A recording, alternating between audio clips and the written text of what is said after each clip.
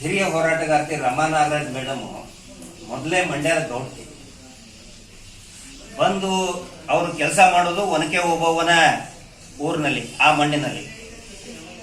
ಮೇಲಾಗಿ ಒಬ್ಬ ಪ್ರಾಮಾಣಿಕತೆಯನ್ನ ಮೆರೆದಂತಹ ನ್ಯಾಯಾಧೀಶರ ಮಗಳು. ಇನ್ನು ಸ್ವಾಭಿಮಾನಕ್ಕೆ ಪೆಟ್ಟು ಬಿದ್ದರೆ ಸುಮ್ಮನೆ ಕೂತ್ಕೊಳ್ತಾರ? ನಮಗೆ ಅನಿಸ್ಕೊಂಡು ರೂಢ ಆಗಿಬಿಟ್ಟಿದೆ. ಬೈಸ್ಕೊಂಡು, ಅವಮಾನ ಮಾಡಿಸ್ಕೊಂಡು, ಕೆಟ್ಟದಾಗಿ ಟ್ರೋಲ್ ಮಾಡಿಸ್ಕೊಂಡು, ಕಮೆಂಟ್ ಅಲ್ಲಿ ಅಮ್ಮ ಅಕ್ಕ ಅಂತ ಬೈಸ್ಕೊಂಡು ರೂಢ ಆಗಿಬಿಟ್ಟಿದೆ. ಪಾಪ ಅವ್ರಿಗೆ ಎಷ್ಟೋ ಅವತ್ತಿನ ದಿನ ಹತ್ತಿದ್ದಾರೆ ಫೋನ್ ಮಾಡಿ ಅಂತ ಹೇಳಿದ್ರೆ, ಇಲ್ಲಿ ದಾವಣಗೆರೆಯಲ್ಲಿ ಅಕ್ರಮ ಮೀಟರ್ ಬಡ್ಡಿ ದಂಧೆ, ಮಂಜುನಾಥ ಸ್ವಾಮಿ ಹೆಸರ ಫೋಟೋನ ಮುಂದಿಟ್ಕೊಂಡು ಇಡೀ ರಾಜ್ಯಾದ್ಯಂತ ಏನು ನಡೀತಾ ಇದೆ ಅದರ ವಿರುದ್ಧ ನಾವು ಕೂಡ ಹೋಗಿದ್ವಿ. ಅಲ್ಲಿ ರಮಾ ನಾಗರಾಜ್ ಮೇಡಮ್ ಅವರು ಮುಂಚೂಣಿಯಲ್ಲಿದ್ದಂಥವ್ರು. ಅವ್ರನ್ನೇನಾದ್ರೂ ಮಾನಸಿಕ ಕಿರುಕುಳ ಕೊಡಬೇಕು. ಇಲ್ಲಿ ಏನಾಗ್ತಾ ಇದೆ, ತಮ್ಮೆಲ್ಲರ ಗಮನಕ್ಕೆ, ತಮ್ಮ ಮೂಲಕ ರಾಜ್ಯದ ಜನರ ಗಮನಕ್ಕೆ ತರ್ತಾ ಇದ್ದೀನಿ.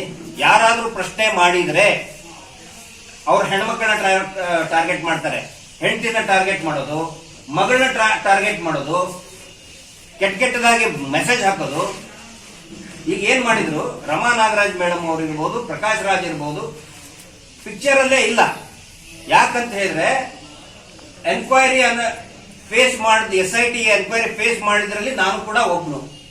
ನನ್ನ ಸ್ಟೇಟ್ಮೆಂಟ್ ಇದೆ, ತಮಗೆ ತೋರಿಸ್ತೇನೆ. ಅಕಸ್ಮಾತ್ ತಮಗೆ ಆಸಕ್ತಿ ಇದ್ರೆ ರಿಟರ್ನ್ ನನ್ಗೆ ಸರ್ಟಿಫೈಡ್ ಕಾಪಿ ಇದೆ ನನ್ನ ಹತ್ರ.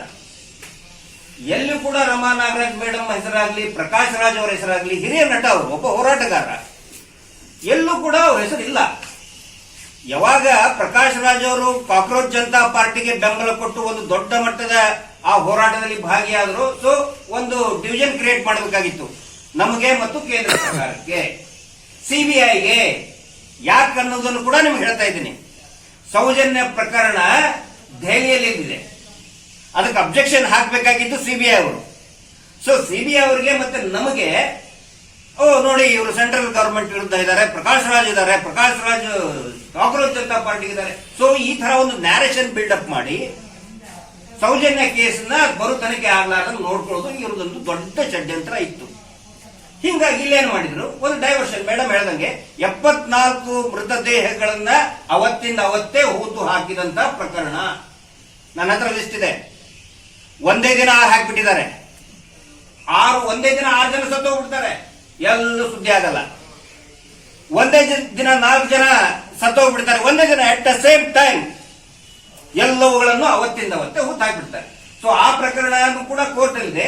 ಇವೆಲ್ಲದರ ವಿರುದ್ಧ ಕೂಡ ಏನೋ ಒಂದು ಡೈವರ್ಷನ್. ಈಗ ಹೈವೇಗೆ ಬರ್ಬೇಕಾದ್ರೆ, ಚಿತ್ರದುರ್ಗಕ್ಕೆ ಬರ್ಬೇಕಾದ್ರೆ ಡೈವರ್ಷನ್ ಅಂತಿರ್ತಲ್ಲ, ಇತ್ತ ಕಡೆ ತಿರುಗಿರಿ, ಹಂಗೆ ಆ ಡೈವರ್ಷನ್ ಮಾಡೋದಕ್ಕೆ ಈ ಒಂದು ಕುತಂತ್ರವನ್ನ ಮಾಡಿದ್ರು. ಬಟ್ ನ್ಯಾಯ ಗೆದ್ದೆ ಗೆಲ್ಲುತ್ತೆ. ಎಷ್ಟೇ ಅಪಪ್ರಚಾರ ಮಾಡಿದ್ರು ಕೂಡ ನ್ಯಾಯಕ್ಕೆ ಜಯ ಸಿಕ್ಕೇ ಸಿಗುತ್ತೆ. ನಮ್ಗೆ ನಂಬಿಕೆ ಇದ್ದಿದ್ದು ನ್ಯಾಯದ ಮೇಲೆ. ರಮಾ ನಾಗರಾಜ್ ಮೇಡಮ್ ಅವರು ಇರ್ಬೋದು, ಜಯಂತ್ ಅವರು ಇರ್ಬೋದು, ಧನಂಜಯ್ ಸರ್, ವೃಂದಾ ಗ್ರೋವರ್ ಮೇಡಮ್, ಡೆಲ್ಲಿಂದ ಬಂದ್ರು, ಬಾಲನ್ ಸರ್ ಎಲ್ಲ ಫೈಟ್ ಮಾಡಿ ಕೋರ್ಟ್ ನಲ್ಲಿ ಇದು ಒಂದು ಇನ್ಫ್ರಕ್ಚುಯಸ್, ಫಲ ನೀಡದೇ ಇರುವಂತಹ, ಹುರುಳಿಲ್ಲದೆ ಇರುವಂತಹ ಅರ್ಜಿ ಅಂತ ಹೇಳಿ ನ್ಯಾಯಾಲಯ ಚಿನ್ನಯ ಹಾಕಿದಂತ ಏನೊಂದು ರಿಟ್ ಪಿಟಿಷನ್ ಇದೆ, ತಿರಸ್ಕಾರ ಮಾಡಿದೆ. ಕೆಲವೊಂದಿಷ್ಟು ಸ್ವಾರಸ್ಯಕರ ಮಾಹಿತಿಗಳು ನಮಗೇನು ಸಿಕ್ಕಿದೆ ತಮ್ಮ ಮುಂದೆ ಇದೇ ಪ್ರಕರಣಕ್ಕೆ ಸಂಬಂಧಪಟ್ಟಂತೆ. SIT ಅವ್ರಿಗೆ ಏನು ಅಂದ್ರೆ ಒಂದು 3-4 ದಿನದಿಂದ ಒಂದು ನ್ಯಾರೇಷನ್ ಬಿಲ್ಡಪ್ ಆಗ್ತಾ ಇದೆ. ನಾನು ಮಾಧ್ಯಮದವರಿಗೆ ವಿನಂತಿ ಮಾಡ್ಕೊಳ್ತಾ ಇದ್ದೀನಿ. ಈ ವಿಷಯದ ಕುರಿತಂತೆ ನಿನ್ನೆ ನಮ್ಮ ಒಬ್ಬ ಹಿರಿಯ ಸ್ನೇಹಿತರು ಕೂಡ ಇದ್ದಾರೆ, ಟಿವಿ ಚಾನೆಲ್ ನಲ್ಲಿ ಸೀನಿಯರ್ ರಿಪೋರ್ಟರ್ ಇದ್ದಾರೆ, ಅವ್ರಿಗೆ ಹೇಳಿದ್ದೇನೆ, ನೋಡಿ ಸರ್, ತಮಗೂ ನಾನು ವಿನಂತಿ ಮಾಡ್ಕೊಳ್ತಾ ಇದ್ದೀನಿ. ಇಡೀ ಪ್ರಕರಣ ಏನಿದೆ, ಇನ್ಕ್ಲೂಡಿಂಗ್ ಸೌಜನ್ಯ ಪ್ರಕರಣ ಆಗ್ಲಿ, ನಿಧಾನವಾಗಿ ಮಾತಾಡಿ, ಇದು ಏನು ಶವಭೂತ ಪ್ರಕರಣ ಏನಾಗಿದೆ ಅಂತ ಹೇಳಿದ್ರೆ ಎಲ್ಲವೂ ಕೂಡ ನ್ಯಾರೇಷನ್ಸ್ ಮೇಲೆ ಹೋಗ್ತಾ ಇದೆ. ಟಿವಿ ಚಾನೆಲ್ ನಲ್ಲಿ, ಪತ್ರಿಕೆಯಲ್ಲಿ ಬೇರೆ ಬೇರೆ ದೊಡ್ಡ ದೊಡ್ಡ ಪ್ರಕರಣಗಳು. ಈಗ ನೋಡಿ, SIT ಅವರು ಆಕ್ಚುಲಿ ಸರ್ಕಾರದಿಂದ ಆದಂತಹ ಪ್ರಮಾದ, ನೇರವಾಗಿ ನಾವು ಮಾಧ್ಯಮಕ್ಕೆ ಕನ್ನಡಕ್ಕೆ ಬರೋದಿಲ್ಲ. ಒಂದು ಬುಲೆಟಿನ್, ನ್ಯೂಸ್ ಬುಲೆಟಿನ್ ಕೊಡಬೇಕಾಗಿತ್ತು, ಏನೇನು ನಡೀತಾ ಇದೆ. ಈಗ ಅಯೋಧ್ಯ ಚಂದಾ ಚೌರಿ ಪ್ರಕರಣ ಎವ್ರಿ ಅವರ್ ನ್ಯೂಸ್ ಬುಲೆಟಿನ್ ಕೊಟ್ಟರು, ಅಲ್ಲಿ ಕೂಡ SIT ಆಗಿದೆ. ಮಾಧ್ಯಮದವರಿಗೆ ಕರೆದು ನ್ಯೂಸ್ ಬುಲೆಟಿನ್ ಕೊಡ್ತಾ ಇದ್ರು. ತಕ್ಷಣಕ್ಕೆ ಗೊತ್ತಾಯ್ತು ಯಾರನ್ನ ಅರೆಸ್ಟ್ ಮಾಡಿದ್ರು, ಎಲ್ಲಿ ಹೋದ್ರು, ಏನ್ ಸಿಕ್ತು, ಏನ್ ರಿಕವರಿ ಮಾಡಿದ್ರು. ಇಲ್ಲ, ಅದೇನು ಆಗಿಲ್ಲ, ಬರೀ ನ್ಯಾರೇಷನ್ಸ್. ಏನು ಸಿಕ್ಕಿಲ್ಲಂತೆ, ಏನು ಸಿಗಲೇ ಇಲ್ಲಂತೆ. ಅರೆ ಈಗ 3 ದಿನ ಎಲ್ಲಾ ಟಿವಿ ಚಾನೆಲ್ ಅಲ್ಲಿ ಬರ್ತಾ ಇದೆ. ಇಷ್ಟು ಮೂಳೆ ಸಿಕ್ಕು ಬರೀ ಮತ್ತೆ ಒನ್ಸ್ ಅಗೇನ್ 3 ಜನರದು DNA ಮ್ಯಾಚ್ ಆಗಿದೆ. ಅಯ್ಯೋ ಇದ್ರ ಬರೀ 3 ಜನರದಂತೆ. ನಾನು ನಿಮ್ಗೆ ವಿನಂತಿ ಮಾಡ್ಕೊತಾ ಇದ್ದೀನಿ, ದಯವಿಟ್ಟು ನ್ಯಾರೆನ್ಸ್ ಮೇಲೆ ಹೋಗಬೇಡಿ. ಸರ್ಟಿಫೈಡ್ ಕಾಪಿ ಸಿಕ್ಕ ಮೇಲೆ ಹಳೆ ಮುಂಚೆ ಕೊಟ್ಟಂತ ಸರ್ಟಿಫೈಡ್ ಕಾಪಿ ನಮ್ ಕಡೆ ಇದೆ. ಬರೀ ಪುರುಷರದ್ದೇ ಅಂತೆ. ಹಾಗಿದ್ರೆ ಪುರುಷರ ಗಂಡು ಮಕ್ಕಳಿಗೆ ಜೀವಕ್ಕೇನು ಬೆಲೆ ಇಲ್ಲನು? ಹೇಳ್ತಾ ಇದ್ರು ನೇತ್ರಾವತಿ ನದಿಯಲ್ಲಿ ಹರ್ಕೊಂಡು ಹೋಗಿದ್ದು, ನದಿಯಲ್ಲಿ ಹರ್ಕೊಂಡು ಹೋಗಾಕೇನ ಅದೇನ ಮರದ ದಿಮ್ಮಿನ? ಆ ಶಿವ ಏನು ನೇತ್ರಾವತಿ ನೀರೊಳಗೆ ಹರ್ಕೊಂಡು ಹೋಗ್ತಿದ್ವು, ಹರ್ಕೊಂಡು ಹೋಗಾಕೇನ ಅದೇನು ಕಟ್ಟಿಗೆ ದಿಮ್ಮಿನ? ಅದೇನಂತಾರ ನಾಟನ ಅದು? 100ರಿಂದ 150 ಅಡಿ ತುತ್ತ ತುದಿಯಲ್ಲಿರುವಂತಹ ಬಂಗ್ಲೆ ಗುಡ್ಡದಲ್ಲಿ ಮೂಳೆಗಳ ಸಿಗ್ತದೆ. ಬರೀ ಪುರುಷರದ್ದೇ ಅಂತ ಪ್ರಸಾರ ಮಾಡ್ತಾ ಇದ್ದಾರೆ. ಅವ್ರಿಗೆ ನಾನು ಹೇಳ್ತಾ ಇದ್ದೀನಿ, ಪುರುಷರದ್ದು ಮಾತ್ರ ಅಲ್ಲ, ಮಹಿಳೆಯದ್ದು ಕೂಡ ಇದೆ. ಯಾರ್ದದು ಇದೆ ನಮ್ಮ ಹತ್ರ? I have every FSL report ಇದೆ. ಅದರಲ್ಲಿ ಆ ಸಿಕ್ಕಂತ ಒಬ್ಬ ಆದಿಶೇಷ 22 ವಯಸ್ಸಿನ ಯುವಕ, 22 ವರ್ಷದ ಯುವಕ, ಗುಬ್ಬಿ ತಾಲೂಕಿನವನು. FSL ರಿಪೋರ್ಟ್ ಅಲ್ಲಿ ಏನ್ ಬಂದಿದೆ ಅಂತ ಹೇಳಿದ್ರೆ, ಅವರ ಬುರುಡೆಯಲ್ಲಿ ಕೈ ಮೂಳೆ ಹೋಗಿದೆ ಅಂತ. ಇಮ್ಯಾಜಿನ್ ಏನ್ ನಡೆದಿರಬಹುದಲ್ಲಿ ಅಂತ ಮೇಡಮ್. ಅವನ ಬುರುಡೆಯಲ್ಲಿ ಸ್ಕಲ್ಲಲ್ಲಿ ಅಲ್ಲ ಬೋನ್ ಹೋಗಿದೆ. ನಾನು ಹೇಳೋದಲ್ಲ, FSL ವರದಿ, FSL ಕೊಟ್ಟಂತಹ ವರದಿ ಇದು. ಇದರಲ್ಲಿದೆ. SIT FSL ಕೊಟ್ಟು FSL ಅಲ್ಲಿ ಅವ್ರು ಹೇಳ್ತಾರೆ,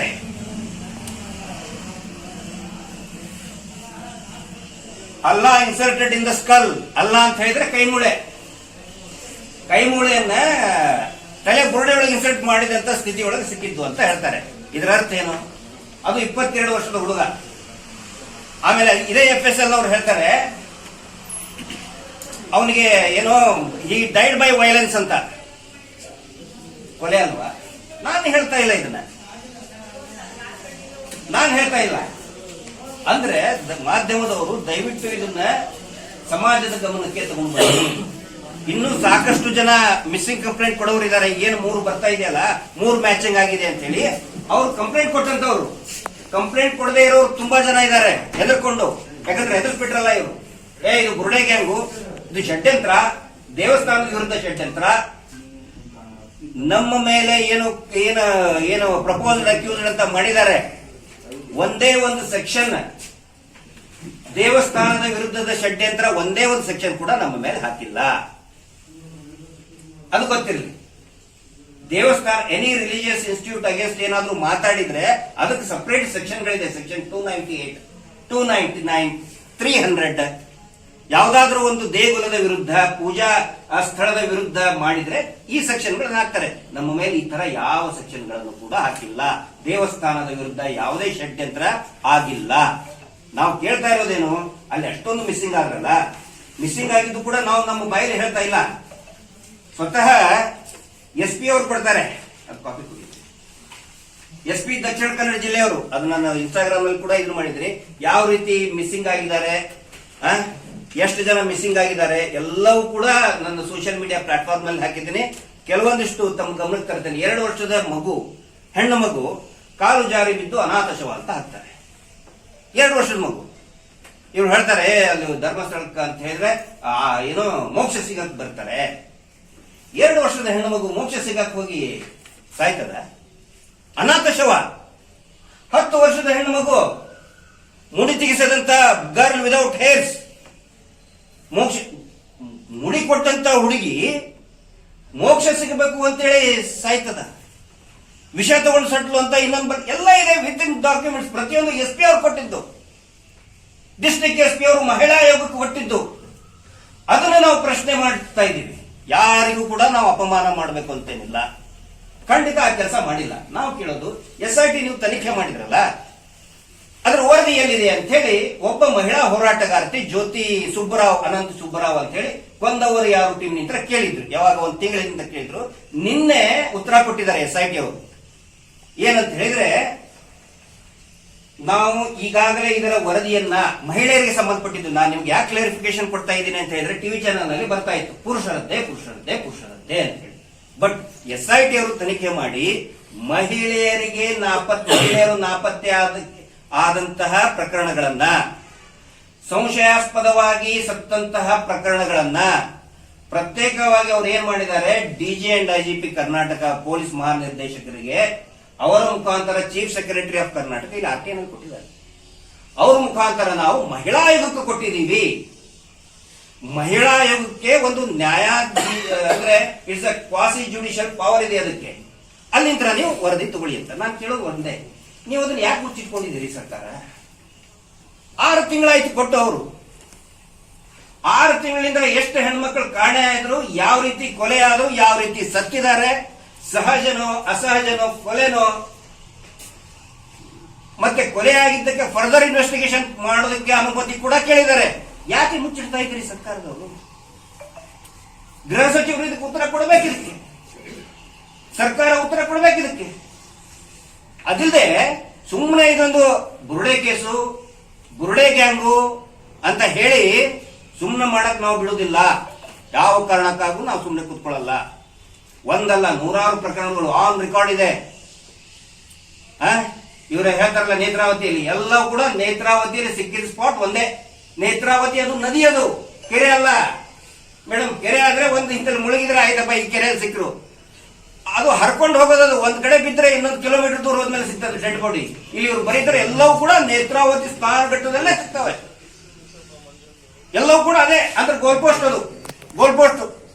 ಎಲ್ಲೇ ಕೊಲೆ ಆದ್ರೂ ಸೀದಾ ಅಲ್ಲೇ ಬಂದು ಸಿಗ್ತದೆ. ಲಾಡ್ಜಿಂಗ್ ನಲ್ಲಿ 4 ಡೆಡ್ ಬಾಡಿ ಲಾಡ್ಜಿಂಗ್ ಒಳಗಡೆ. ಅದರಲ್ಲಿ ಒಂದು ಹುಡುಗಿ, ಒಬ್ಬ ಹುಡುಗ ಅಂದ್ರೆ ಪುರುಷ 35 ಇಯರ್ಸ್ ಅಂದ್ರೆ ಅಪ್ಪ ಮಗಳು ಇಬ್ರು ಸತ್ತಿದ್ದಾರೆ. 302 ಕೇಸ್ ರಿಜಿಸ್ಟರ್ ಮಾಡಿದ್ದಾರೆ. Murder case 302 IPC. ಅನಾಥ ಶೋಹ ಕೇಸ್ ಕ್ಲೋಸ್. ಇವುಗಳನ್ನು ನಾವು ಕೇಳ್ತಾ ಇದ್ದೀವಿ. ಇದನ್ನ ವರದಿ ಯಾಕೆ ಮುಚ್ಚಿಟ್ಟಿದೆ ಸರ್ಕಾರ? SIT ಅವರು ಸ್ವತಃ ಮಾನ್ಯ ಪ್ರಣಬ್ ಮೋದಿ ಅವರು ಸೈನ್ ಮಾಡಿದ್ದೆ ಲೆಟರ್ ಇದೆ, ಸೈನ್ ಮಾಡಿಕೊಟ್ಟಿದ್ದಾರೆ. ಚೀಫ್ ಆಫ್ SIT, CID ಮುಖ್ಯಸ್ಥರು. CID ಮುಖ್ಯಸ್ಥರು ಹೇಳ್ತಾರೆ ಸರ್ಕಾರಕ್ಕೆ ಕೊಟ್ಟಿದ್ದೀವಿ, ಮಹಿಳಾ ಆಯೋಗಕ್ಕೆ ಕೊಟ್ಟಿದ್ದೀವಿ. SIT ಮಾಡಿಸಿದ್ಯಾರು ಮಹಿಳಾ ಆಯೋಗ ಅಲ್ವಾ? ಮಹಿಳಾ ಆಯೋಗದವ್ರು ಯಾಕೆ ಮಾತಾಡ್ತಾ ಇಲ್ಲ? ಅವ್ರ ಬಗ್ಗೆ ಬಹಳ ಗೌರವ ಇದೆ, ಒಳ್ಳೆ ಕೆಲಸ ಮಾಡಿದ್ದಾರೆ, ಒಳ್ಳೆ ತುಂಬಾ ಅಭಿಮಾನ, ಇಡೀ ದೇಶ ಅಭಿಮಾನ ಪಡುವಂತ ಕೆಲಸ ಶ್ರೀಮತಿ ಚೌಧರಿ ನಾಗಲಕ್ಷ್ಮಿ ಚೌಧರಿ ಅವರು ಮಾಡಿದ್ದಾರೆ. ನೀವು ವರದಿ ಕೊಟ್ಟರೆ, ಬಟ್ ನಾವ್ ಏನ್ ಕೇಳ್ತಾ ಇದೀವಿ, ಯಾಕಂದ್ರೆ ರಿಲೀಸ್ ಮಾಡ್ತಾ ಇಲ್ಲ. It's a public document. ಅದಕ್ಕೆ ನಾನು ತಮ್ಮ ಮುಖಾಂತರ ವಿನಂತಿ ಮಾಡ್ಕೋತಾ ಇದ್ದೇನೆ, ದಯವಿಟ್ಟು ಈ ವರದಿಗಳನ್ನ, ಉಗ್ರಪ್ಪ ವರದಿ ಹೆಂಗ್ ಮುಚ್ಚಿಟ್ಕೊಂಡ್ರಲ್ಲ ಹಂಗ್ ಮುಚ್ಚಿಟ್ಕೊಳಕ್ ಹೋಗಬೇಡಿ. ನಾವು ಕೂಡ ಬಿಡಲ್ಲ, ಕಾನೂನಿನ ಹೋರಾಟ ಮಾಡ್ತೇವೆ ಮತ್ತು ಇಡೀ ರಾಜ್ಯಾದ್ಯಂತ, ಮತ್ತು ನೆಕ್ಸ್ಟ್ ನಾವು ದೆಹಲಿಗೂ ಕೂಡ ಹೋಗೋರಿದ್ದೀವಿ. ಸೌಜನ್ಯ ಪ್ರಕರಣ, ಕುಸುಮಾವತಿ ಅವರಿಗೆ ಫೈನ್ ಹಾಕಿ ಅರ್ಜಿ ರಿಜೆಕ್ಟ್ ಮಾಡಿ ಅಂತ ಹೇಳಿದ್ದಾರೆ ರಾಜ್ಯ ಸರ್ಕಾರದ, ಕೇಂದ್ರ ಸರ್ಕಾರ. ಏನಾಗಿದೆ ಅಂತಂದ್ರೆ CBI ಅಧಿಕಾರಿ ಸ್ಪಾಟಿಗೆ ಹೋಗಿಲ್ಲ, ಕುಸುಮಾವತಿ ತಾಯಿದು ವಿಟ್ನೆಸ್ಸೇ ತಗೊಂಡಿಲ್ಲ, ಎಷ್ಟೋ ಸುಳ್ಳುಗಳನ್ನ ಬರೆದು ತನಿಖೆ ಮಾಡಿದೀವಿ ಅಂತ ಹೇಳಿದ್ದಾರೆ. ಅಂದ್ರೆ ಏನ್ ನಡೀತಾ ಇದೆ? ಸೊ ತಮ್ಮ ಮುಖಾಂತರ ನಾನು ರಿಕ್ವೆಸ್ಟ್ ಮಾಡ್ಕೊಳ್ಳೋದು, ಈ ವರದಿಗಳನ್ನ ದಯವಿಟ್ಟು ಮುಚ್ಚಿಡಬೇಡಿ. ಮಾಧ್ಯಮ ಮಿತ್ರರಿಗೂ ಕೂಡ ಅಷ್ಟೇ, ನಿಮ್ಮ ಬಗ್ಗೆ ನಮಗೆ ಅಭಿಮಾನ ಇದೆ. ಎಷ್ಟೋ ಸರಿ ನಾವು ಸಿಟ್ಟಂತ ನಾವು we are not against any TV channel, ಆದ್ರೆ ಟ್ರಾನ್ಸ್ಪರೆಂಟ್ ಆಗಿ ಹೇಳಿ. ಕೊನೆಯದಾಗಿ ಇನ್ನೊಂದು ಪ್ರಮುಖ ಏನದು, ರಾಷ್ಟ್ರ ರಕ್ಷಣಾ ಪಡೆ. ಇಡೀ ರಾಜ್ಯಾದ್ಯಂತ ಎಷ್ಟು ಹಾವಳಿ ಮಾಡಿಬಿಟ್ಟಿದ್ದಾರೆ ಅಂತ ಹೇಳಿದ್ರೆ, ಗುಲ್ಬರ್ಗಾ ಜಿಲ್ಲೆ ಬ್ರಹ್ಮಪುರ ಪೊಲೀಸ್ ಠಾಣೆಯಲ್ಲಿ ಒಬ್ಬರು ಮಹಿಳೆ ದೂರನ್ನ ದಾಖಲೆ ಮಾಡಿ, ಪಾಪ ಸ್ಟೇಷನ್ ಹತ್ರ ಹೊರಗಡೆ ಬಂದು ನನಗೆ ನ್ಯಾಯ ಸಿಗ್ತಿಲ್ಲ ಸರ್ ಅಂತ ಪಾಪ ಅವಲತ್ಕೊಳ್ತಾ ಇದ್ದಾರೆ. ಆ ರಾಷ್ಟ್ರ ರಕ್ಷಣಾ ಪಡೆ ಅಂದ್ರೆ ಏನದು? ಪುನೀತ್ ಕೆರೆಹಳ್ಳಿ ಇದು ಆ ಮಹಿಳೆ ಹೇಳಿದ್ದು, ನಾನು ಹೇಳೋದಲ್ಲ. ಪುನೀತ್ ಕೆರೆಹಳ್ಳಿ ಅವ್ರದ್ದು ಸರ್, ಜಿಲ್ಲಾಧ್ಯಕ್ಷ ಅಮರಾವತಿ ಅಂತ ಸರ್, ಮಡಿವಾಳಪ್ಪ ಅಮರಾವತಿ ಅಂತ ಸರ್, ನನ್ನ ಕರೆದು ಲೈಂಗಿಕ ಕಿರುಕುಳ ಕೊಟ್ಟು ಫೋಟೋ ತೆಗೆಸ್ಕೊಂಡು ಬ್ಲಾಕ್ ಮೇಲ್ ಮಾಡಿ ದುಡ್ಡು ವಸೂಲಿ ಮಾಡ್ತಾ ಇದ್ದಾರೆ ಸರ್. ಆ ಮಹಿಳೆ ಹೇಳಿದ್ದು. ಯಾವುದಿದು ರಾಷ್ಟ್ರ ರಕ್ಷಣಾ ಪಡೆ? ಅವರ ಜೊತೆಗೆ ಚಕ್ರವರ್ತಿ ಸೂಲಿಬೇಲೆ ಅವ್ರ ಗುರು, ಅವರ ಇನ್ನೊಬ್ಬ ಶಿಷ್ಯ ಯಾರು, ಗಿಳಿಯಾರ್ ಅಂತ, ವಸಂತ ಗಿಳಿಯಾರ್. ಏನಿದು ರಾಷ್ಟ್ರ ರಕ್ಷಣಾ ಪಡೆ ಅಂದ್ರೆ? ಲೈಸೆನ್ಸ್ ಇದೆಯಾ ಇಲ್ವಾ? ನಾನು ಗೃಹ ಸಚಿವರಿಗೆ ಕೇಳ್ತಾ ಇದ್ದೇನೆ. ಈ ಘಟನೆ ನಡೆದಿದ್ದು ಗೃಹ ಸಚಿವರ ಅವರ ತವರು ಜಿಲ್ಲೆಯಲ್ಲಿನೇ, home district of honourable home minister. ಆದ್ರೂ ಕೂಡ ಅವನು ಅರೆಸ್ಟ್ ಮಾಡಿಲ್ಲ. ಬ್ರಹ್ಮಪುರ ಪೊಲೀಸ್ ಸ್ಟೇಷನ್ ಅವರು ಹೇಳ್ತಾರಂತೆ ನೀವೇ ಮತ್ತೇನೋ ಮಾಡ್ಕೊಂಡಿದ್ದೀರಿ ಮುಗಿಸ್ಕೊಂಡು ಹೋಗ್ಲಿ ಅಂತ ಹೇಳಿ. ಈ ಘಟನೆ ಏನಾದ್ರೂ ತಮಿಳುನಾಡಿನಲ್ಲಿ ಆಗಿದ್ರೆ, ಆಂಧ್ರದಲ್ಲಿ ಆಗಿದ್ರೆ, ಉತ್ತರ ಪ್ರದೇಶದಲ್ಲಿ ಆಗಿದ್ರೆ ಇಡೀ ಸಂಘಟನೆಯವ್ರನ್ನೆಲ್ಲರನ್ನು ಕೂಡ ಒಂದು ಒಳಗಡೆ ಹಾಕಿದ್ರು, ಇಲ್ಲ ಅಂತಂದ್ರೆ ಎನ್ಕೌಂಟರ್ ಮಾಡ್ತಾ ಇದ್ರು. ನಮ್ಮ ಸ್ಟೇಟ್ ಅಲ್ಲಿ ಏನಾಗಿದೆ, ಇಂಥ ಪುಡಾರಿಗಳ ಬಗ್ಗೆ ಮಾತಾಡೋಕ್ಕೂ ಎಲ್ಲರೂ ಹಿಂಜರಿತಾರೆ. ಯಾಕಂತ ಹೇಳಿದ್ರೆ ಟ್ರೋಲ್ ಮಾಡಕ್ ಸ್ಟಾರ್ಟ್ ಮಾಡ್ತಾರೆ. ಈಗ ನೋಡಿ, ಈಗ ನೀವು ನಮ್ದು ಹಾಕ್ತಿರಲ್ಲ ಬಂದ್ಕೂಳೆ ಕೆಳಗಡೆ ಕೆಟ್ಟದಾಗ ಹಾಕ್ಬೇಕು. ಹಿಂಗಾಗಿ ಯಾರು ಅವ್ರ ವಿರುದ್ಧ ಮಾತಾಡಲ್ಲ, ಪ್ರಶ್ನೆ ಮಾಡಲ್ಲ. ಪ್ರಶ್ನೆ ಮಾಡಿದ್ರೆ ಪಾಕಿಸ್ತಾನಿ, ಪ್ರಶ್ನೆ ಮಾಡಿದ್ರೆ ಚೈನಾ ಫಂಡು, ಫಾರಿನ್ ಫಂಡು, ಅವರು ದೊಡ್ಡ ದೇಶಭಕ್ತರು. ಏನಾಗ್ಬಿಟ್ಟಿದೆ ಸರ್, ಇಲ್ಲಿ ಬೋರ್ಡ್ ಹಾಕೊಂಡಾರೆ ಇದು ಗ್ರಂಥಿಗೆ ಅಂಗಡಿ, ಪೂಜಾ ಸಾಮಗ್ರಿಗಳು ಮಾರುವ ಅಂಗಡಿ, ದೇವಸ್ಥಾನ ಕಡೆ ಹಾಕೊಂಡ್ಬಿಟ್ಟಾರೆ. ಒಳಗಡೆ ಮಾರೋದು ಮಾಂಸ ಮಾರ್ತಾ ಇದ್ದಾರೆ, ಮದ್ಯ ಮಾರ್ತಾ ಇದ್ದಾರೆ. ಕೇಳಿಬಿಟ್ರೆ ಬೈತಾರೆ, ಗ್ರಂಥಿಗೆ ಅಂಗಡಿ ನಮ್ದು, ರಾಷ್ಟ್ರ ರಕ್ಷಣಾ ಪಡೆ, ಧರ್ಮ ರಕ್ಷಣೆ, ಬೋರ್ಡ್ ಹಾಕಿದ್ದು ಧರ್ಮ ರಕ್ಷಣೆ, ರಾಷ್ಟ್ರ ರಕ್ಷಣಾ ಪಡೆ. ಒಳಗಡೆ ಮಾಡೋದು ಹುಡುಗಿಯರನ್ನ ಬ್ಲಾಕ್ ಮೇಲ್ ಮಾಡೋದು. ಪಾಪ ಅವಳು ಹೇಳ್ತಾಳೆ, ಬಾತ್ರೂಮ್ ಅಲ್ಲಿ ಹೋಗಿರೋದು ವಿಡಿಯೋ ಎಲ್ಲ ಮಾಡ್ಕೊಂಡು ಬ್ಲಾಕ್ ಮೇಲ್ ಮಾಡ್ತಾ ಇದ್ದ ನಾವು ಪುನೀತ್ ಕೆರೆಹಳ್ಳಿ ಮತ್ತೆ ಅವನು ಜಿಲ್ಲಾಧ್ಯಕ್ಷರು. ನೌಕರಿ ಕೊಡ್ತೀನಿ ಅಂತ ಹೇಳಿ ದುಡ್ಡು ಇಸ್ಕೊಳ್ಳೋದು, ದುಡ್ಡು ನೌಕರಿನೇ ಕೊಡ್ಸಲ್ಲ. ಇವ್ರು ಯಾರ್ರೀ? ರಿಜಿಸ್ಟರ್ ಆಗಿದೆಯಾ ಇಲ್ಲ, ಯಾರು ಕೇಳಕ್ಕೆ ತಯಾರಿಲ್ಲ. ಅದಕ್ಕೆ ನಾನು ಗೃಹ ಸಚಿವರಿಗೆ ಹೇಳ್ತಾ ಇದ್ದೀನಿ, ಇಲ್ಲಿವರೆಗೆ ಅವ್ರ ಮೇಲೆ ಯಾಕೆ ಕ್ರಮ ಕೈಗೊಂಡಿಲ್ಲ? ಈ ಚಕ್ರವರ್ತಿ ಸೂಲಿಬೆಲೆ, ಪುನೀತ್ ಕೆರೆಹಳ್ಳಿ, ರೈತರು ಮಾರ್ಕೆಟಿಗೆ ಸಂತೆಗೆ ತಗೊಂಡು ಹೋಗೋ ದನಗಳನ್ನೆಲ್ಲ ಹಿಡಿದ್ಬಿಡೋದು, ನಾವು ಗೋರಕ್ಷಣೆ ಮಾಡ್ತೀವಿ ಅಂತ ಹೇಳೋದು, ವಸೂಲಿ ಮಾಡೋದು. ಹೆಸರು ರಾಷ್ಟ್ರ ರಕ್ಷಣಾ ಪಡೆ, ಧರ್ಮ ರಕ್ಷಣೆ.